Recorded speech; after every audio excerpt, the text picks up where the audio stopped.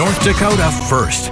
Welcome back. President Biden unveiled 6 executive orders this past Thursday, which he says will help curb gun violence in America, ordering the ATF to conduct a data study on criminal gun trafficking, closing a loophole that's contributed to the proliferation of so-called ghost guns, and establishing a national red flag law are among the most talked about actions.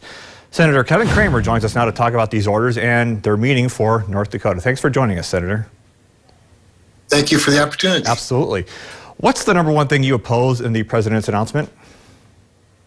Well, there are a couple of things, but I would have to say one of the biggest red flags for me is the red flag provision of all of this, where he wants to take sort of model state legislation and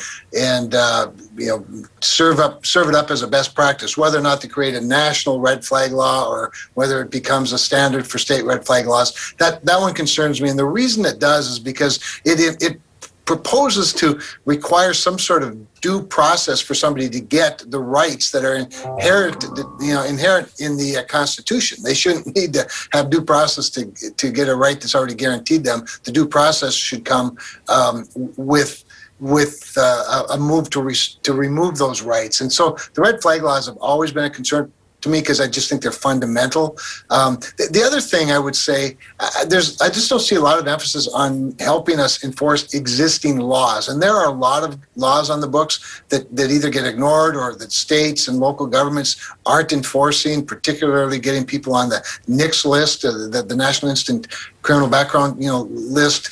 That would be very, very helpful in trying to keep guns out of the hands of the wrong people as opposed to out of the law-abiding people's hands. Yeah.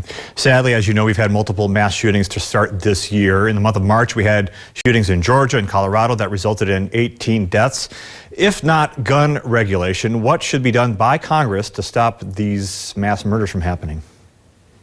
Yeah, really important point, because I hate to blame the gun, and that's always what happens, although we've seen some killings lately that involved cars. I mean, today we are honoring a fallen Capitol Police officer in our rotunda who was killed by a car.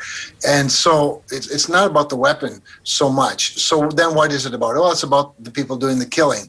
And this is where the red flag laws become a problem. But what I do think we should look to do is find ways for families to intervene sooner in the lives of people, find ways for healthcare providers to respectfully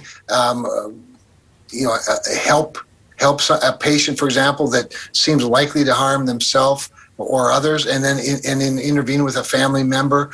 I know that this intrudes a little bit on people's privacy. It intrudes on some of the HIPAA laws, but I do think that we can do a lot more to help the victims of gun violence by having more of a family conversation, if you will, around mental health issues. Okay, we'll leave it there. Senator Kevin Cramer, thank you so much. Thank you.